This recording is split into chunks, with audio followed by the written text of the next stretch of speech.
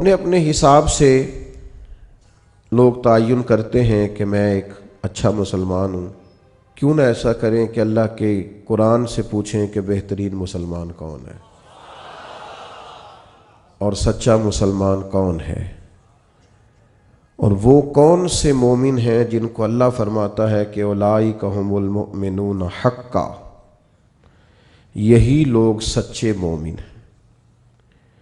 قرآن مجید کی سورہ انفال اللہ تعالیٰ نے ارشاد فرمایا انما المؤمنون الذین اذا ذکر اللہ وجلت قلوبہم واذا تلیت علیہم آیاتہ زادتہم ایمانا وعلی ربہم یتوکلون. فرمایا وہی لوگ سچے مومن ہیں، وہی اصل میں ایماندار ہیں. الذین اذا ذکر اللہ وجلت قلوبہم، جب اللہ تعالیٰ کا ذکر کیا جائے تو ان کے دل ڈر جائیں. پہلی ان کی نشانی یہ ہے کہ مالک کے ذکر کے وقت اللہ کی عظمت و جلال کی وجہ سے ان کے دل کانپ اٹھتے ہیں، دل لرز جاتے ہیں ان کے. وَإِذَا تُلِيَتْ عَلَيْهِمْ آيَاتُهُ زَادَتْهُمْ ایمانا، اور جب ان پر اللہ کی آیتیں پڑھی جاتی ہیں تو ان کا ایمان ترقی پاتا ہے اور مضبوط ہو جاتا ہے. وَعَلَىٰ رَبِّهِمْ يَتَوَكَّلُونَ، اور ان کی تیسری نشانی یہ ہے کہ وہ صرف اپنے رب پر ہی بھروسہ کرتے ہیں. پکے اور سچے مومنوں کی چوتھی علامت یہ ارشاد فرمائی کہ الذین یقیمون الصلاۃ، وہ لوگ جو نماز کو صحیح صحیح ادا کرتے ہیں. وَمِمَّا رَزَقْنَاهُمْ يُنْفِقُونَ، اور جو ہم نے انہیں دیا ہے اس میں سے ہماری راہ میں خرچ کرتے ہیں.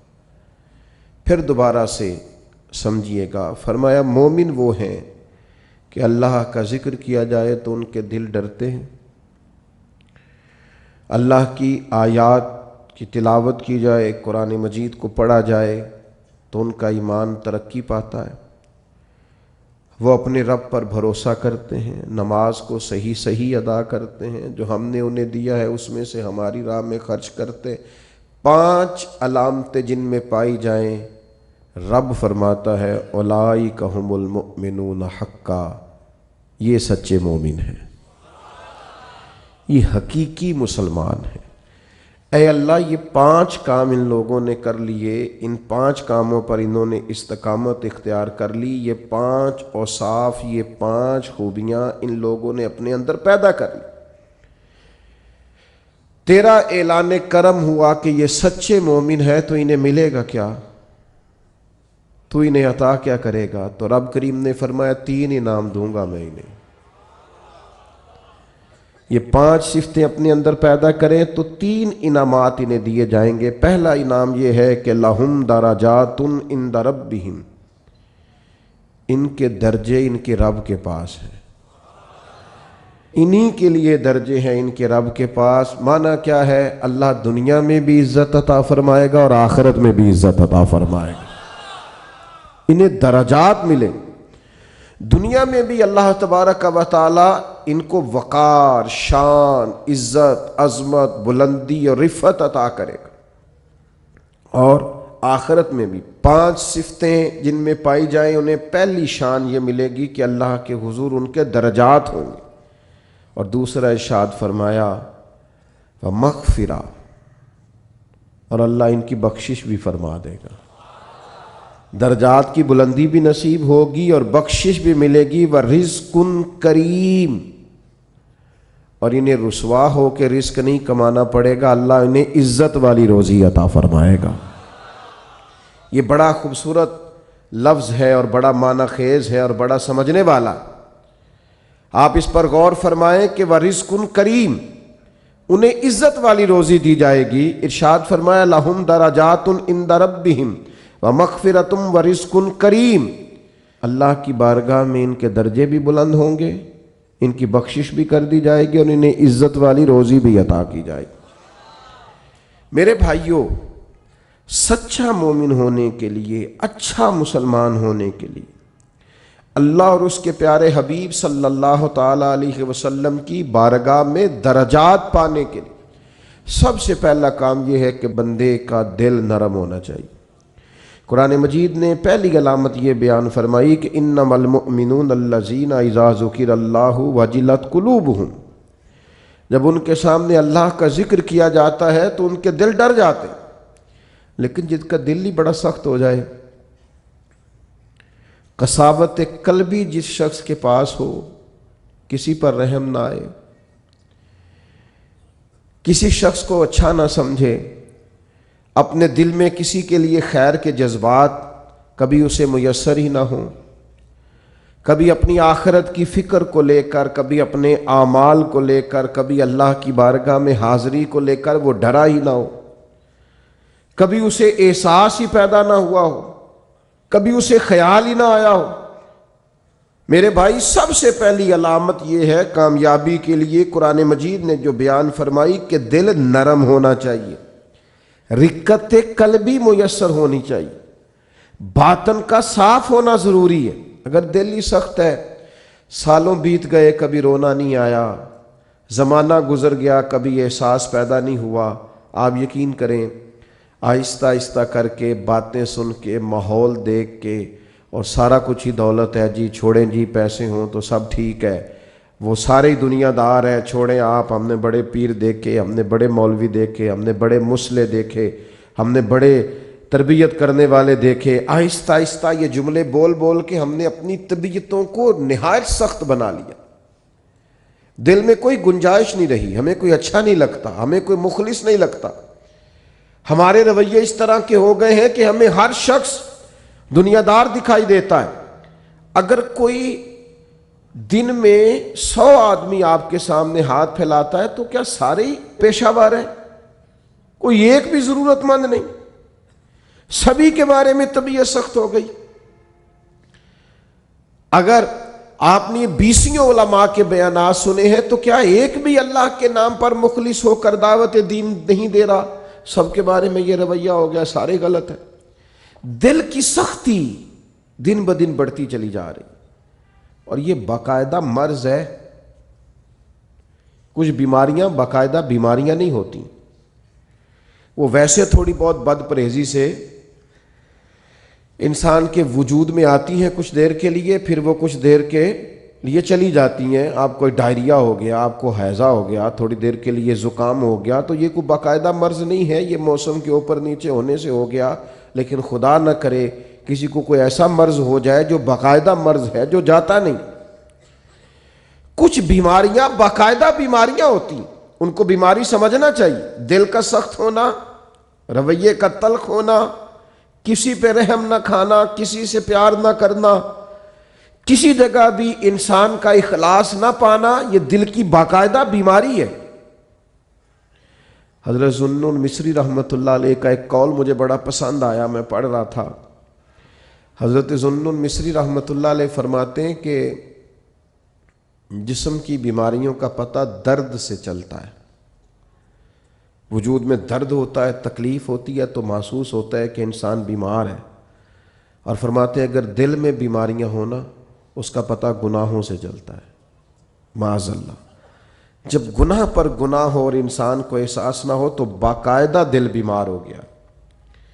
اب اس کو احساس ہی پیدا نہیں ہوتا، اچھی بھلی اس کے سامنے آنکھ کھلی ہے، اس کی فجر کی اذان اس کے سامنے ہوئی ہے، لیکن یہ بالکل لیٹا ہے، بہت سخت بیمار ہو گیا دل۔ 6 لوگ اس کے سامنے سے اٹھ کے ظہر کی نماز کے لیے گئے ہیں، لیکن یہ آرام سے بیٹھا ہے، بیمار ہے اس کا دل۔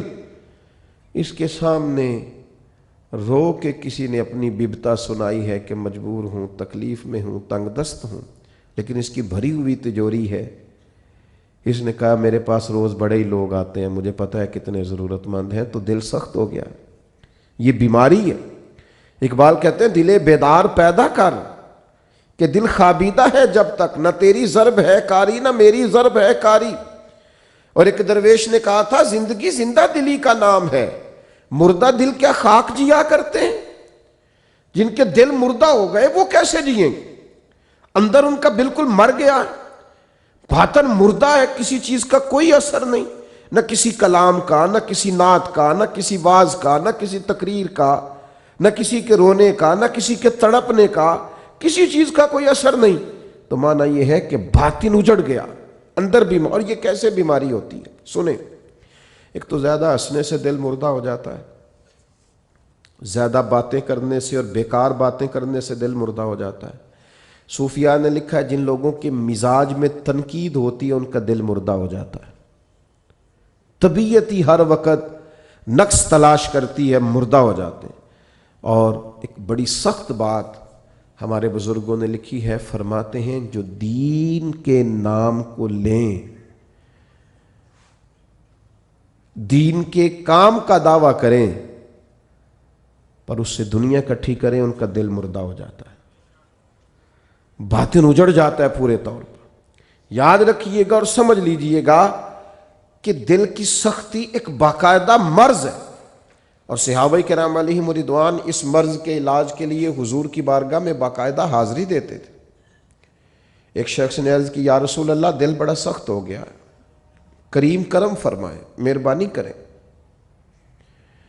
تو اللہ کے حبیب علیہ الصلوۃ والسلام نے فرمایا تو اس طرح کر، کوئی یتیم ملے نا جس کے سر سے باپ کا سایہ اٹھ گیا ہو،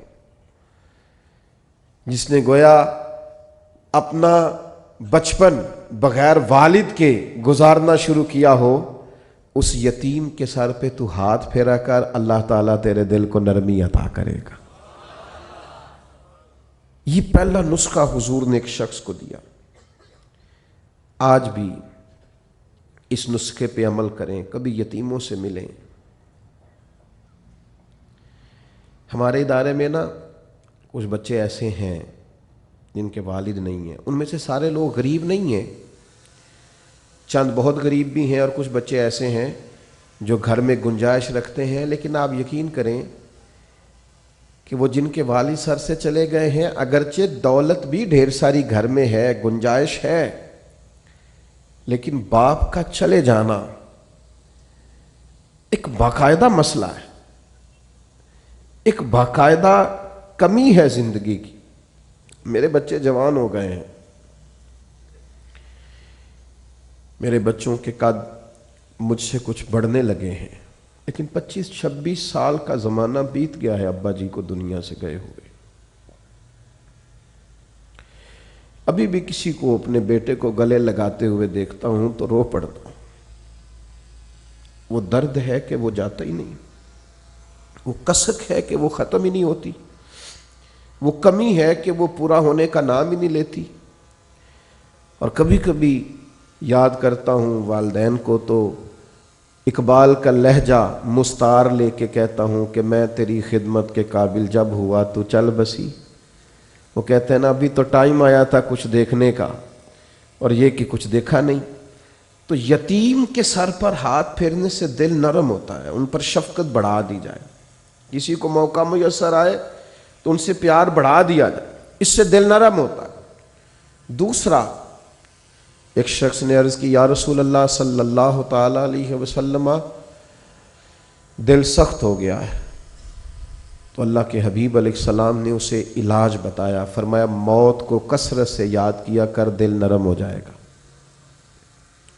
1 منٹ کے لیے سوچا کر کہ مسجد میں اعلان ہوگا کہ تیرا انتقال ہو گیا. 1 منٹ کے لیے سوچیں کہ وقت آ گیا جانے کا، آ گئے لوگ جمع ہو گئے، تیاری ہو گئی، اور پھر یہ کہ کونوں میں اور نکروں میں کھڑے ہو کے مشورے ہونے لگے کہ جنازے کا ٹائم کیا رکھنا ہے، اور پھر یہ کہ تصور میں اس بات کو لانا کہ سبھی موجود تھے اور سب کے سامنے قبر بنائی گئی اور قبر میں رکھا گیا اور قبر کو بند کیا گیا. یہ وہ تصور ہے جو دل کو نرم کرتا ہے. یعنی وہ اورنگزیب عالمگیر نے دنیا سے جاتے ہوئے کہا تھا کہ میرے دونوں ہاتھ کفن سے باہر نکالنا، لوگوں کو پتا چلے اتنا بڑا فرما روا دنیا سے جا رہا ہے اور خالی ہاتھ جا رہا ہے، کچھ لے کر کے ساتھ نہیں جانا، کچھ بھی. یہ تصور جب انسان پکا کرتا ہے نا کہ میں نے جانا ہے، دل نرم ہو جاتا ہے. لیکن یہاں جانے کا ارادہ کس کا ہے؟ کوئی پروگرام نہیں. جن کی عمریں بہت بڑی بھی ہو گئی ہیں وہ بھی بیماریوں کو سندیسے تو نہیں سمجھتے، وہ بھی کہتے ہیں بس وہ فلاں بد پرہیزی سے مسئلہ ہو گیا.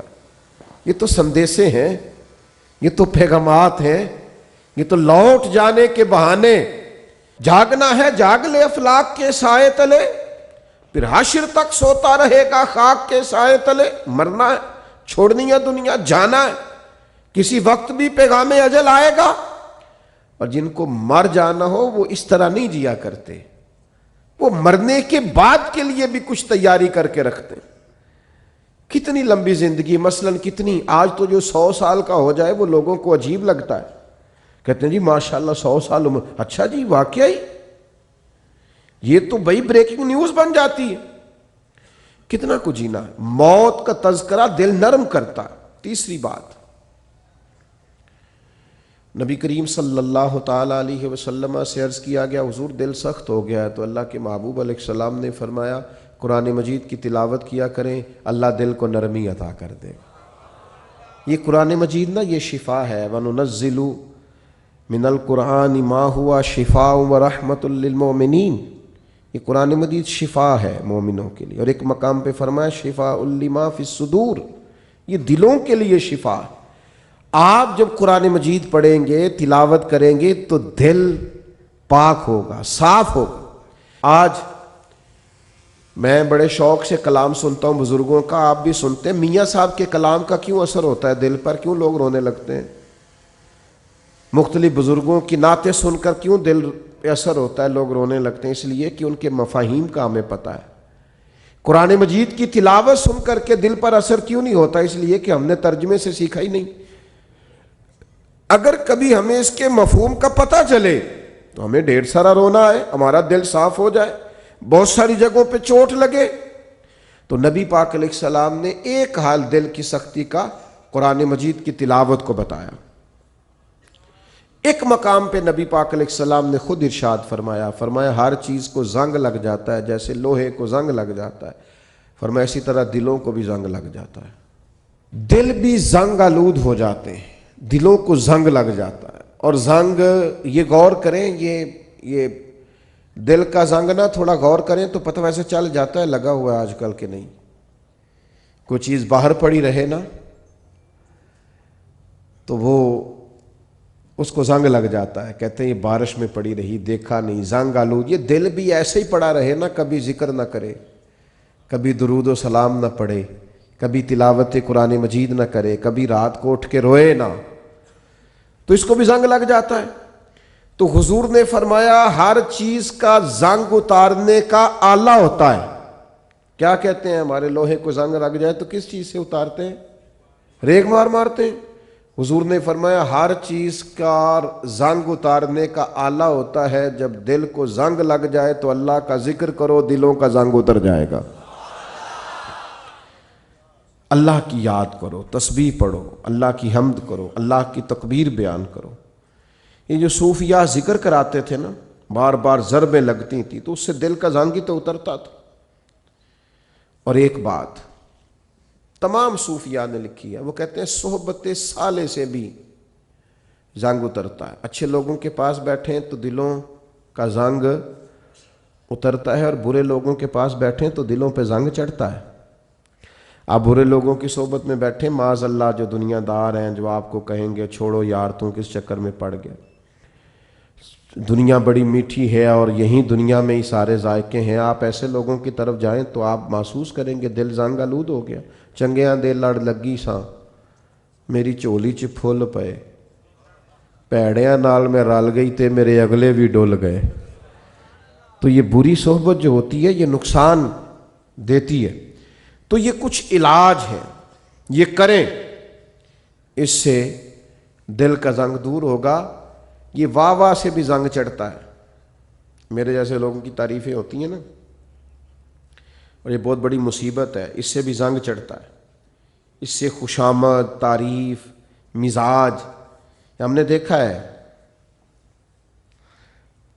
امام غزالی فرماتے ہیں جب کوئی علم پڑھنے کے لیے بیٹھتا ہے تو تکبر کا بوٹا لگتا ہے، اور پھر جیسے جیسے وہ علم پڑھتا جاتا ہے وہ پودا جوان ہو کے درخت بنتا جاتا ہے۔ تو یہ دولت ہو، یہ خوبصورتی ہو، یہ علم ہو، یہ کوئی عہدہ ہو، یہ بعض اوقات انسان کو فتنے میں مبتلا کرتے ہیں، دل سخت ہو جاتا ہے۔ घुटन पैदा होती, दौलत, सरवत, इक़्तिदार, ये चीज़ें कसावत कल्बी का सबब बनती। और दिल की नरमी कैसे होगी? कुरान पढ़ा जाए, अल्लाह का जिक्र किया जाए, मौत को याद किया जाए, यतीम के सर पे हाथ फेरा जाए, अच्छों की संगत इख्तियार की जाए, तो दिल का जंग उतर जाता है। दूसरे नंबर पर इरशाद फरमाया कि जब कुरान मजीद की आयतें पढ़ी जाएं तो ईमान तरक्की पाता है।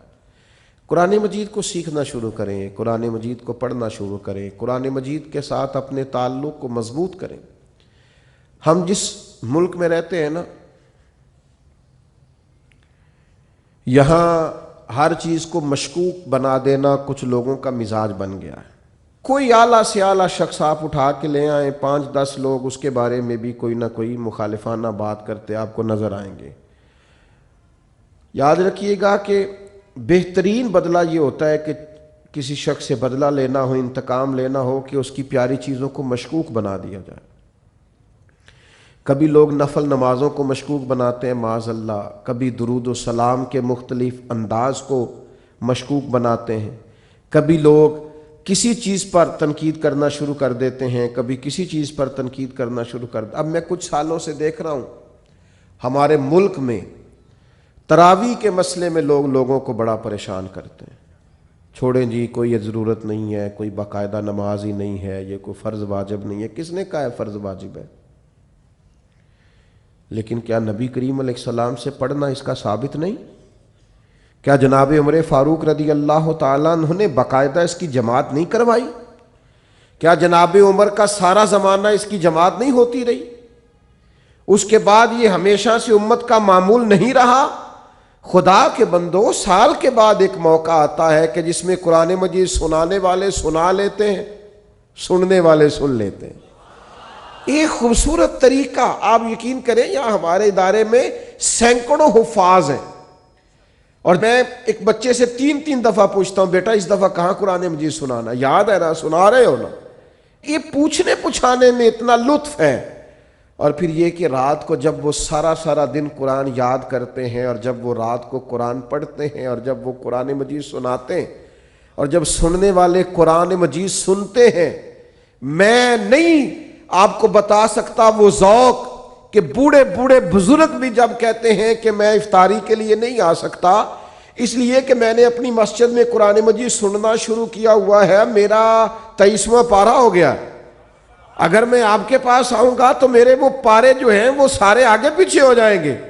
तुम्हें समझ नहीं आती कि जब इस ज़ौक़ से कुरान पढ़ाया और सुनाया जाए तो अर्श का मालिक राजी कितना होता है। और तुम ये कि तरावी को मशकूक बनाते हो, कोई काम हाथ से जाने ही नहीं देते दीन को मशकूक बनाने वाला। खुदा के बंदे सुन, मेरे नबी पाक का फरमान है, हुजूर ने फरमाया जिसने ईमान और एहतसाब की नीयत के साथ रमजानुल मुबारक में क़याम किया, यानी नफली इबादत की, गुफिरा लहू मा तक़द्दम मिन ज़म्बिक, अल्लाह उसके पिछले सारे गुनाहों को माफ फरमा देगा। तो आप इसको समझते ही नहीं। फिर हुजूर ने फरमाया कुरान और रमजान ये दोनों बंदे की सिफारिश करेंगे अल्लाह की बारगाह में। कुरान मजीद कहेगा मालिक मैंने रात इसे बेदार रखा था, ये क़याम करता था, पढ़ता था। और रोज़ा कहेगा मालिक मैंने इसे दिन में खाने पीने से रोका रखा था। ये दोनों मिल के शफात करेंगे और अल्लाह ताला ये अमल करने वाले की बख्शिश फरमा देगा। तो कुरान मजीद फरमाता है कि अगर तुम कुरान मजीद की तिलावत करोगे तो उससे तुम्हारे ईमान में तरक्की होगी। आप कुरान मजीद पढ़ते जाएं, ईमान मजबूत होता जाएगा और इंशाअल्लाह ताला गुनाह खुद ब खुद दूर होते जाएंगे। अच्छा, ये ईमान भी मजबूत होता है, ईमान बड़ी शय है, ईमान सबसे बड़ी शय है। ईमान मजबूत हो ना, लो सुनो हदीस और ये याद रखना और ये एक दो को सुना देना सवेरे। नबी करीम ने हजरत हारसा से पूछा था कई फासबाह तो या हारसा, हारसा आज सुबह कैसी की है? अर्ज की हुजूर इस हाल में की है कि मैं पक्का मोमिन हूं। तो नबी करीम ने फरमाया तेरे ईमान की दलील। عرض کی حضور میرے ایمان کی دلیل یہ ہے کہ میں زمین پہ کھڑے ہو کے آسمان کی طرف دیکھوں تو اللہ کے عرش کو بھی دیکھ لیتا ہوں۔ فرمایا میں بتا سکتا ہوں جنتی جنت میں داخل ہو رہے ہیں اور جہنمی جہنم میں جا رہے ہیں، کہو تو راز حیات کہہ دوں؟ کوئی نہیں سمجھ آئی تو اللہ کرے نہ آئے تو آنو سمجھ۔ وہ کہنے لگے کہو تو راز حیات کہہ دوں، حقیقت کائنات کہہ دوں، وہ بات کہہ دوں جو پتھروں کے دلوں کو بھی پاش پاش کر دے۔ لیکن وہاں سے زبان حال سے ارد گرد سے یہ آواز آ رہی تھی، نہیں نہیں رہنے دے، یہی بہتر ہے کہ پردوں میں وہ پردہ پوش رہے، وہ اگر پردے اٹھا دے تو کسے ہوش رہے۔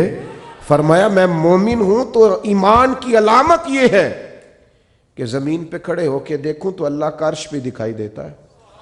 یہ حضور کے سامنے بیان کیا صحابی نے۔ آپ کیا سمجھتے ہیں ایمان معمولی چیز کا نام ہے؟ تو میرے عزیز، ایمان کی مضبوطی حاصل ہوتی ہے قرآن مجید پڑھنے سے۔ پھر ارشاد فرمایا وَعَلَىٰ رَبِّهِمْ يَتَوَكَّلُونَ، وہ اپنے رب پر بھروسہ کرتے ہیں۔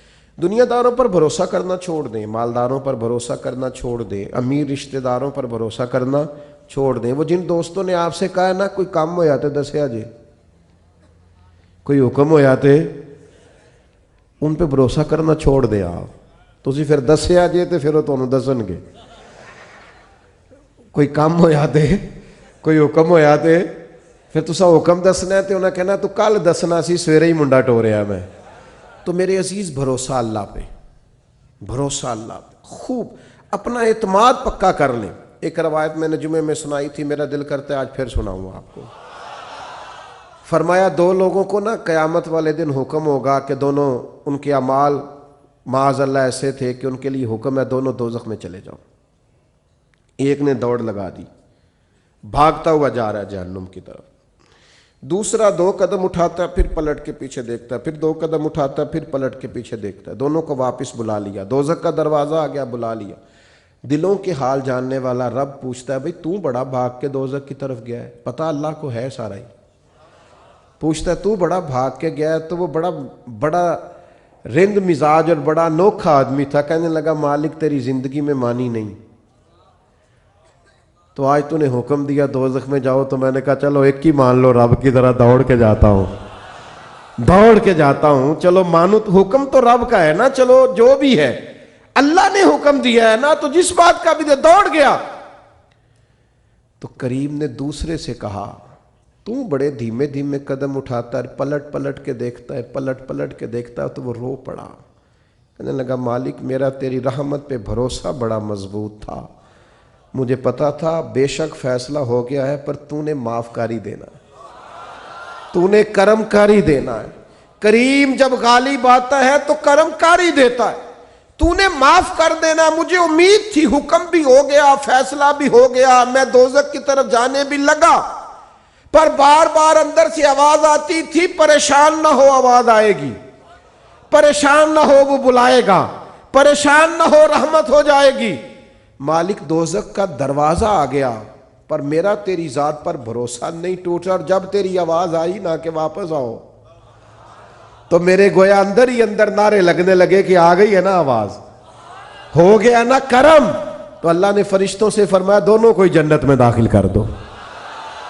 بھروسہ اللہ پہ رکھیں اور امید اللہ سے رکھیں، اپنے رب پر ہمیشہ مضبوط ایمان رکھیں۔ اور چوتھی بات ارشاد فرمائی الذین یقیمون الصلاۃ، صحیح نماز پڑھا کرو، دل لگا کے نماز پڑھا کرو، پیشانی ذرا جما کے نماز پڑھا کرو، ذرا غور کیا کرو کہ یہ سبحان ربی الاعلیٰ کا معنی کیا ہے، یہ سبحان ربی العظیم کا ترجمہ کیا ہے، یہ جو تم سمیع اللہ لمن حمیدہ کہتے ہو تو اس کے اندر سے کیا مفہوم واضح ہوتا ہے۔ ذرا دل جمی سے، ذرا ذوق سے، ذرا اس طرح پڑھا کرو کہ مجھے سوز دے، مجھے ساز دے، مجھے نیم شب کا نیاز دے، مالک دم سجدہ میں خود کو ہی توڑ دوں، مجھے ایسا ذوق نماز دے۔ کبھی شوق سے، کبھی درد سے، کبھی دل کرے کہ یار میں اٹھوں ذرا وضو کروں، 2 نفل نہ پڑھوں، میں ذرا جم کے سجدہ، پیشانی کو اگر سجدے کی لذت مل جائے کمال ہو جاتا ہے، یہ کرم ہو جاتا ہے۔ اور کسی نے کہا تھا میرا مالک میرے جرم عیاں کرتا نہیں اور سجدے میرے چہرے پہ سجا دیتا ہے۔ یہ دیکھو نا، کئی لوگوں کے وہ جسم کچھ لوگوں کا ایسا نرم ہوتا ہے کہ سجدوں کا نشان پڑ جاتا ہے، لوگ اس کو محراب بھی بولتے ہیں، لیکن یہ بنیادی طور پر اپنی اپنی جسمانی ساخت ہوتی ہے۔ زیادہ کچھ لوگ بڑے نمازی ہوتے ہیں پر چہروں پر نشان نہیں ہوتا، یہ جسمانی ساخت کا مسئلہ ہوتا ہے۔ عام دام برسر مطلب خوب نماز پڑھے دل جما کے، اور پھر فرمایا وَمِمَّا رَزَقْنَاهُمْ يُنْفِقُونَ، جو ہم نے انہیں دیا اس میں سے ہماری راہ میں خرچ کرتے ہیں۔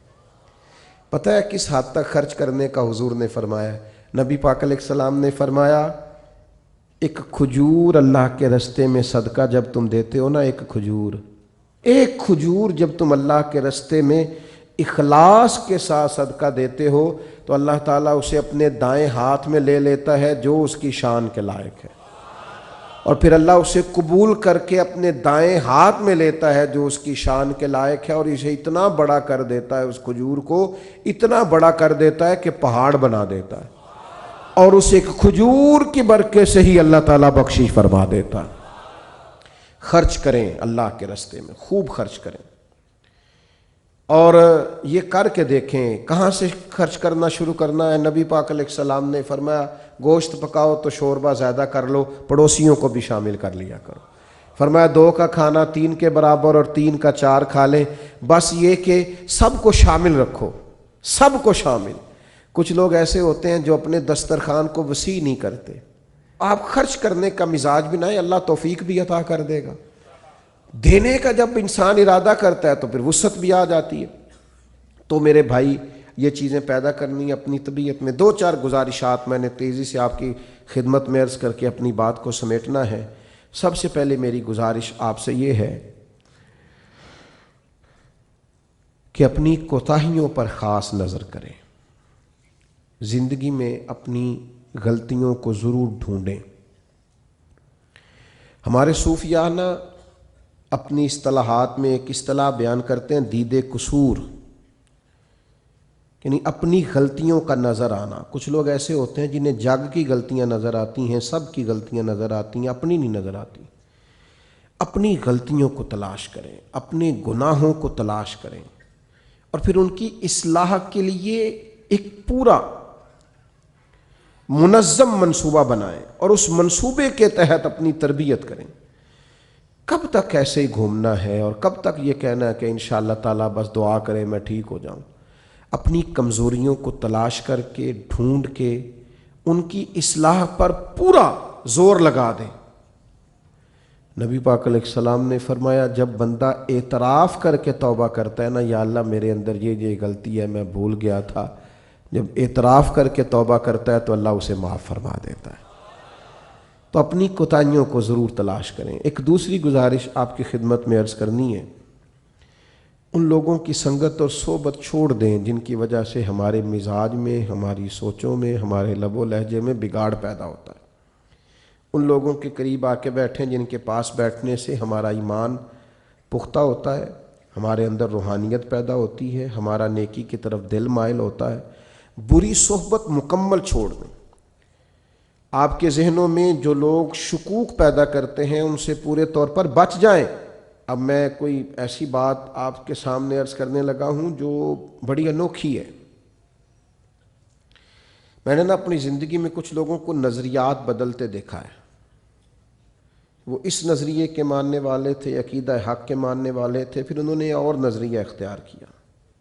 کچھ لوگ جو مجھے سمجھتے ہیں کہ شاید میں درست بات ہی کروں گا وہ تو بات کو تسلیم کریں گے، اور جن کو کچھ تھوڑا خیال ہے وہ بھی میری بات کو آج کی رات ایک دیندار آدمی کی بات سمجھ کر قبول کریں جو اللہ سے ڈر کے بات کر رہا ہے، جس نے ایک نظریہ تبدیل کیا، اس نے پھر ایک نہیں تبدیل کیا، اس کے بعد پھر اس نے ایک اور تبدیل کیا، اس نے پھر اور تبدیل کیا ہے، اس نے پھر اور تبدیل کیا۔ ہم نے لوگوں کو پھر گلی گلی کا بھکاری ہوتے دیکھا، دروازے دروازے جاتے دیکھا۔ جنہوں نے سواد اعظم کو چھوڑا، عقائد حقہ کو چھوڑا، مت سمجھیں کہ کسی اور نظریے پہ گئے تو وہاں ڈٹ گئے۔ وہ پھر ساری زندگی شکوک و شبہات کا شکار رہے، اس لیے کہ حق سے ایسے نکلے، پھر کسی جگہ وہ ٹھہر نہیں سکے، وہ اپنی زبان سے اعتراف کرے یا نہ کرے، الجھ گئے، بکھر گئے، ٹوٹ گئے، ہر وقت وسوسوں کے ہتھے چڑھ گئے، کبھی ایک وسوسہ ادھر لے گیا تو کبھی ادھر لے گئے، کسی جگہ استقامت نصیب نہ ہوئی۔ در مرشد دا چھڈی ناہی، نہیں تے ہو جاویں گا روگی،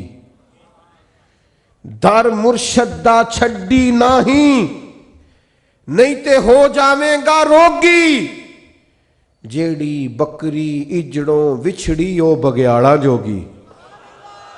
جو پھر ایک دفعہ نکل جاتی ہے نا، پھر اس کو آ کے کھاتے ہیں، بڑے بڑے ریوڑوں سے جو جدا ہوتی ہیں پھر بھیڑیے کھا جاتے ہیں۔ تو خدا را عقائد میں مضبوط رہیں، کبھی کمزوری نہ دکھائیں۔ پھر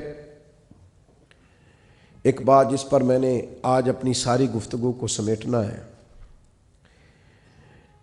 آپ کبھی بھی کپڑوں سے مزین نہیں ہو سکتے، آپ کو زینت کبھی بھی لباس سے، گھر سے، گاڑی سے کبھی نہیں ملے گی۔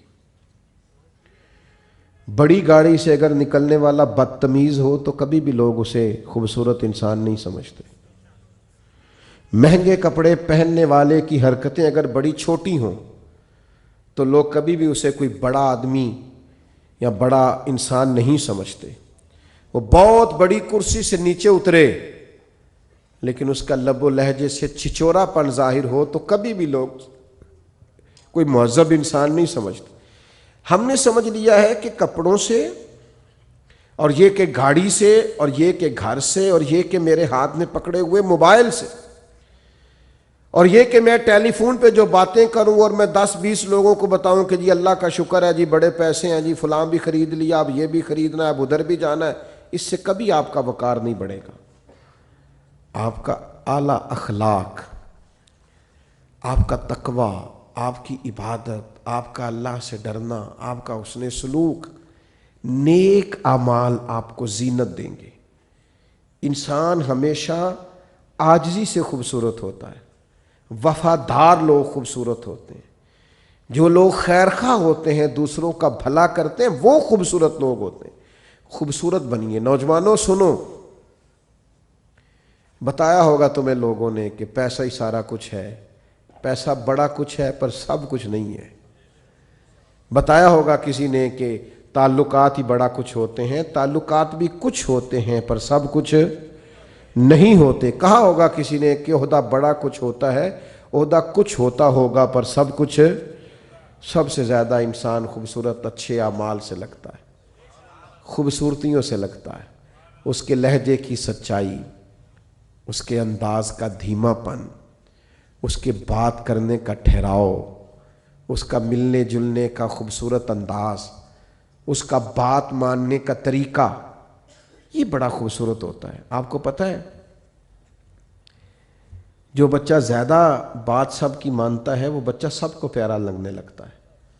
ماں باپ کا بھی فرما بردار ہوتا ہے، اساتذہ کا فرما بردار ہوتا ہے، گلی محلے میں بھی کوئی اسے کام بتا لیتا ہے۔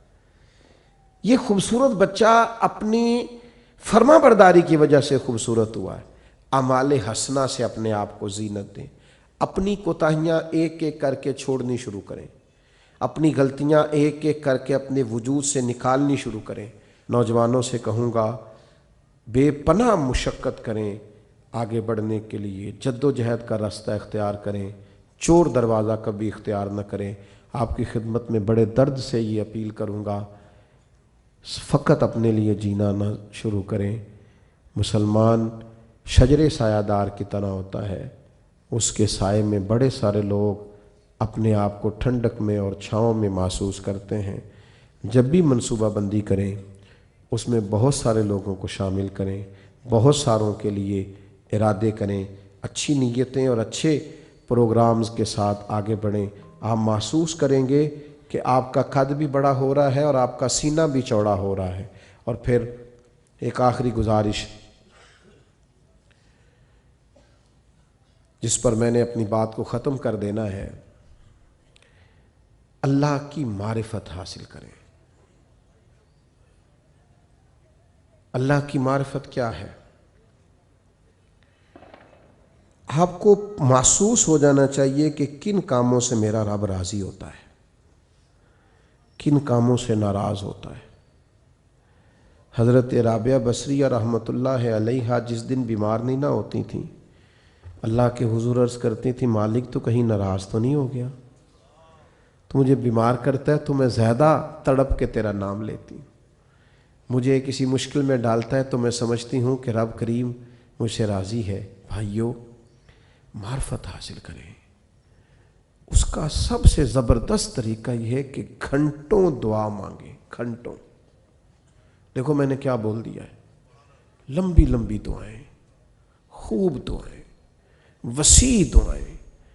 حضور علیہ السلام نے فرمایا نمک بھی مانگو تو رب سے مانگو، یعنی یہاں سے شروع کرو کہ مالک مجھے یہ چاہیے، مالک مجھے یہ چاہیے، مالک۔ آپ کہنا تو شروع کریں، مانگنا تو شروع کریں۔ حضور فرماتے ہیں وہ مانگنے سے راضی بڑا ہوتا ہے، جو نہ مانگے اس سے ناراض ہو جاتا ہے۔ دعا تو عبادت، ساری باتیں اپنے اللہ سے کہہ دیں، سب چھوٹی چھوٹی چھوٹی چھوٹی چیزیں حضور کا وسیلہ پاک پیش کر کے مالک سے عرض کرنی شروع کر دیں۔ کچھ درخواستیں دے دیں اللہ کے حضور، آپ یقین کریں وہ ایسے قبول ہوں گی کہ ان کے نظارے نظر آئیں گے، ارد گرد آپ کو محسوس ہوگا۔ تو میری یہ آپ سے اپیل ہے کہ خوب دعائیں اور خوب آپ ذہن سازی اس حوالے سے اپنی کریں کہ ہم نے اللہ کے حضور حاضری دینی ہے۔